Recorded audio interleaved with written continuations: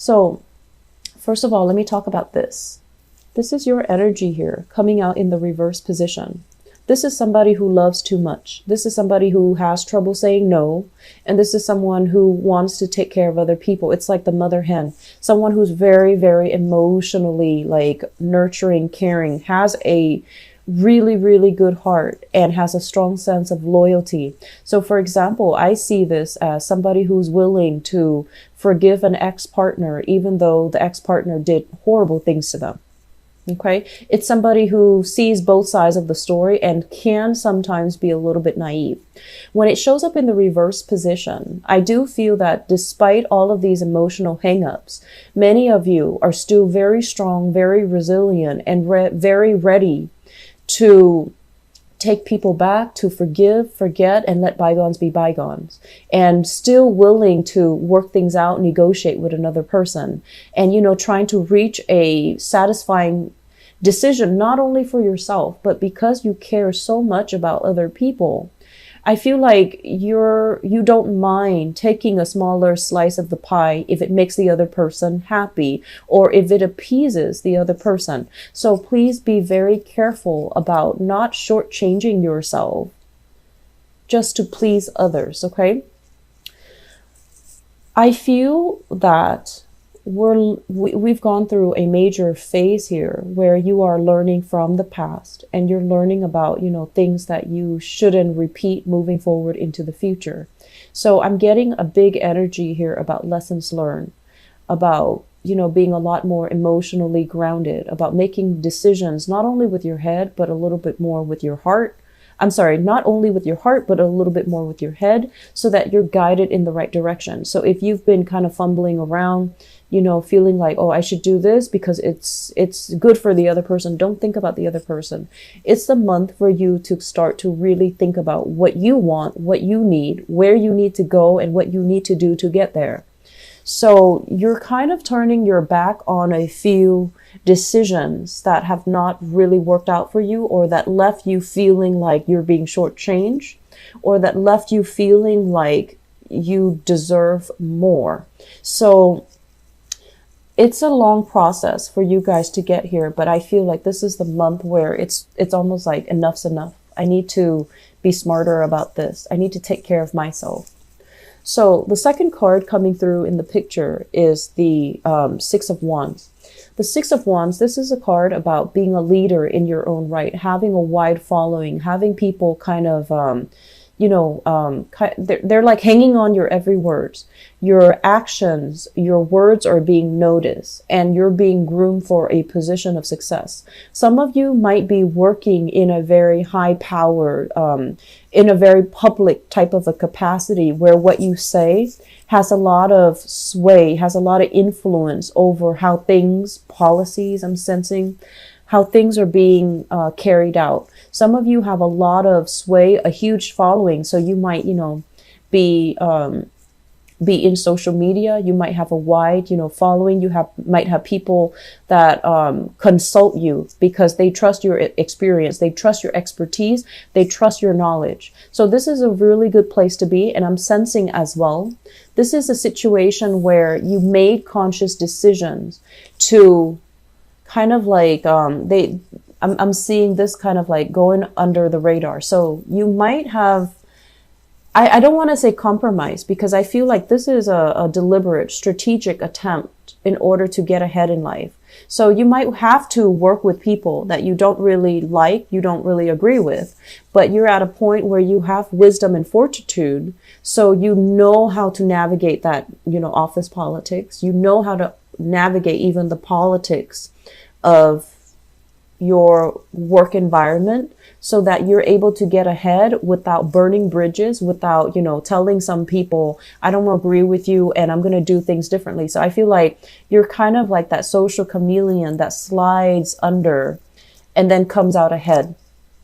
And in the process of doing that, I don't feel you're selling yourself out. I don't feel you're selling yourself short. I feel that it is a deliberate, strategic attempt from your end to be as cooperative as possible, to be as able to coordinate with other people, and to be able to kind of like put yourself in other people's shoes so that you're you can see things from their point of view, so that you can, make sure that the plans that is implemented takes into account what you want as well as what other people want. So for those of you who are operating on the positive side of this, you've already made it. You've already at a point where professionally things are really good. You're in the public limelight. You might have like I mentioned, fame, fortune associated with the work that you're doing.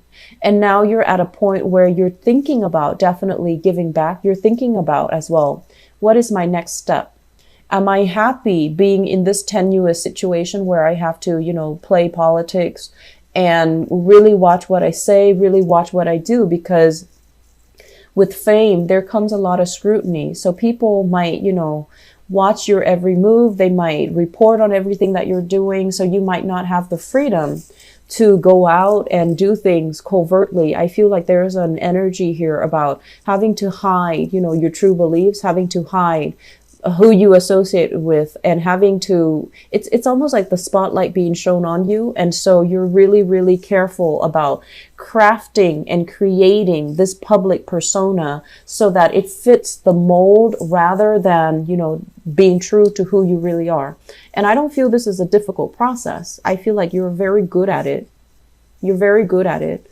And I don't feel like it's a bad thing because you know how to work the system. Okay. But at the same time, I feel like further down the line, let's say if you're projecting a few years into the future, is this okay with me? Can I kind of like de-emphasize that part of myself in order to get ahead? And I feel like this is where the decision is coming in, because yes, on the one hand, there's a lot of fame, there's a lot of fortune, there's a lot of wide following.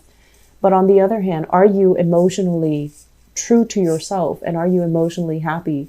Are you able to do things kind of like out of the darkness of the night, or, in clear view without feeling guilt, without feeling shame? Or are you still kind of succumbing to this social expectations or professional expectations and doing things very much by the book, but is not bringing you that emotional satisfaction? Okay. So I feel some of you are dealing with this, who have really made great strides in your professional life. And then for others of you, this is where the reading kind of splits up. We're at this state where emotionally finances are really, really bringing us down. Okay. This is like juggling two jobs, juggling two responsibilities, having a lot of obligations kind of imposed upon you, where you're unable to keep things afloat, or you're unable to kind of maneuver. I want to say you're, first of all, not grounded enough. You're kind of wobbly. And then all the responsibilities that are piled on top of you, it can feel very, very restrictive, and it can feel very oppressive. And I do feel taking on the burdens of other people. I'm also sensing as well, family burdens. Okay. I'm feeling there is somebody in your family, a mother figure possibly, or even a father figure, because I feel like this is a masculine energy here, the Sagittarius energy with the Temperance card, but this is also a very feminine energy. So whoever it is that, took care of you, whoever it is that fed you, made sure you did your homework, whoever it was that you consider like that parental figure, there might be some emotional imbalances or even drinking issues within the household that you're dealing with. And this is something that you kind of accepted, like, oh, that's just mom, or that's just dad, they drink, or they're always a little bit somber, or they're always a little bit depressed, or they're always making bad decisions. And you accepted it as that's just what it was. It was easier to accept growing up. And for the past few months, I feel like this has been an ongoing issue where things were kind of swept under the rug out of respect for the relationship that you have with them. And as well, out of the respect for the fact that, they raised you. I feel like you went along with it, you accepted it, and you never questioned it. And you might have kind of like turned your back to the fact that this is a problem. It needs to be changed. And I also feel like you never call them out on it because, I feel like Cancers, if there's a problem, it's really, really important to nip it in the bud. Okay? Because I feel like you can put up with a lot. You let a lot of things slide. And then I feel like it's not like something that you're doing consciously. I feel that, you know, you don't want to hurt people. You don't want to say things in a too blunt of a manner, because you don't want to isolate the other person. You don't want to make them feel bad. But if it's an ongoing issue and you kind of accepted it, it just becomes your new normal. And then it kind of like stretches out, you know, that threshold of how much you can take, of how much before something becomes a problem. And I've seen this, I've felt this with you continuously when I do readings for you. And so it's really, really important for us to not sweep things under the rug, to really hash things out if there's a problem, to really try to arrive at a solution, to really, you know, kind of like be a little bit more proactive when it comes to, you know, not letting somebody make their problem your problem, okay? Drawing clear boundaries, I feel, and being very, very clear about what your limit is and what you will or will not accept. So I did the reading for Sagittarius, I believe, and I feel like the energy is very similar. But with Sagittarius too, they procrastinate. Sagittarius are major procrastinators, because, you know, they're very, very lucky in general. So they feel like, oh, if I don't do it tomorrow, it's not the end of the world. But I feel like with you, you're just like, okay, this is my limit. And then somebody would kind of like bring you very, very close to that limit. And you're afraid. They're so close. The limit is already there. So you back up a little bit. You extend your limit just a little bit to cater to that other person. So moving forward, what I do feel is there are a lot of things here. Finances that needs to be sorted out.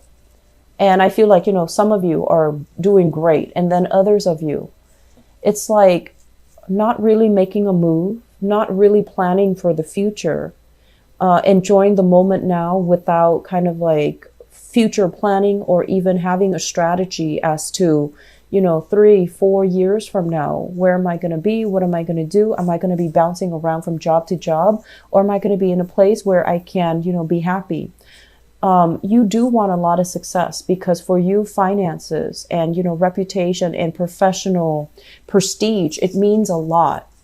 And you might be in an environment where, you know, with the people around you, they don't really value these things. And then their value becomes your new normal. And you're just like, forget my dreams, forget my goals and my aspirations. I'm just going to coast because people around me don't really care about these things. So if I want to blend in, then I'm just going to, you know, take it one day at a time. Live life to the fullest and not plan for the future. And that is a huge mistake, because I feel like the past 3 years, things have been kind of topsy-turvy for many of you. Some of you have really worked hard, but I feel like you might have compromised, you know, your values and things like that as a result. And then for others, I still feel lack of financial planning, lack of investing in yourself so that you can get yourself to a better position, so that you can get yourself to a more stable or a more, you know, incremental, I want to say, advancement when it comes to your career. Okay. So that is one area that I feel needs to be kind of sorted out, and you need to do some long-term planning. I do see people going back to school, and, you know, going back to school is never easy, especially if you have children in the picture, if you have other people that you need to take care of. And if you feel like I have to work because I have somebody that's dependent on me, that's very, very noble of you. But find a way to manage two things successfully. Try to find a way to, you know, possibly even doing night classes if you can, okay? Because I feel like this way of doing is not really going to serve you well, because emotionally you're not feeling hopeful. And then financially, it's very topsy-turvy. I do see opportunities for you working And I do feel like it might take you away from your geographical location. This is a card greatly about travel, about thinking about voyages, thinking about a change in geographical location, a change in housing environment. It's been contemplated, but I feel like you have so much at stake. There might be family members, support system, friends in the present environment, and you don't feel like it's realistic for you to go somewhere else and start over. So we have a lot of travel energies here with the Two of Swords, the Two of Pentacles too, shifting between two locations, and also the Temperance card, which rules Sagittarius, and they are notorious for travel and traveling very light. So there's major things coming into the picture for you. A move, I feel, it's also very imminent. You're still thinking about it. You're not budging. You're not making a move. And I feel like you're not sure this is going to pan out. Okay. Cancers, things will work out. Set some plan in motions first. Okay. Set some things in motion. You don't have to say yes to everything, but set some things in motions. That way you have some options when you need it. Okay. I feel like for those of you who have children, there might have been a falling out between, the children's mother, the children's father, and you're at a point right now where you are collaborating or at least cooperating with each other in a very cordial manner. It could be on the surface. It could be, you're kind of like biting your tongue. But either way, I feel like there's harmony here when it comes to co-parenting, when it comes to like trying to make nice just so that you can maintain that harmony for the child, which is also very, very honorable of you.